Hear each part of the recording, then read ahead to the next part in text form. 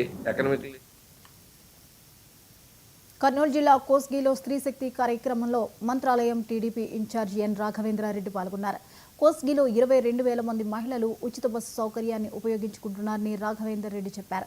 కోస్గిలో TDP నాయకులు ముత్తురెడ్డి, పల్లెపాడు రామిరెడ్డి ఏర్పాటు చేసిన స్త్రీ శక్తి కార్యక్రమాల్లో 4 మండలాల కూటమి నాయకులు పాల్గొన్నారు. స్త్రీ శక్తి పథకాన్ని అమలు చేస్తున్న ప్రధాని, సీఎం, డిప్యూటీ సీఎం, మంత్రి లోకేష్ చిత్రపటాలకు మహిళలతో కలిసి రాఘవేందర్ రెడ్డి పాలాభిషేకం చేశారు. తల్లికి చెల్లికి న్యాయం చేయలేని మాజీ సీఎం జగన్ ఈ రాష్ట్రానికి ఏమీ చేయలేరని రాష్ట్ర మహిళలంతా గుర్తించినట్లు రాఘవేందర్ రెడ్డి చెప్పారు.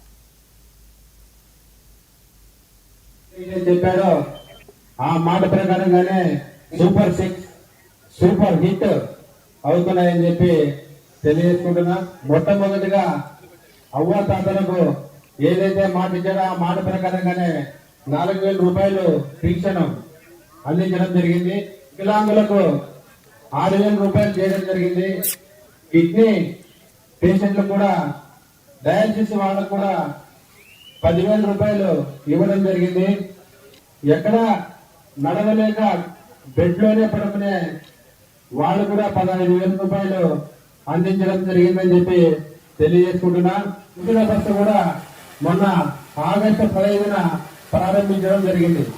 అందులో ఆగస్టు 15 రోజు కూడా ఆగస్టు 15 నుండి నిన్నటి వరకు కూడా కోసిగి మండలం నుంచి 23,023 మంది బస్సు ప్రయాణం చేయడం జరిగింది. మంత్రాలయం నుండి 16,962 మంది మహిళలు బస్సు ఎక్కడం జరిగింది. కౌంతోలం నుండి 7,403 మంది మహిళలు కూడా బస్సు ఎక్కడం జరిగింది. ముఖ్యమంత్రి గారు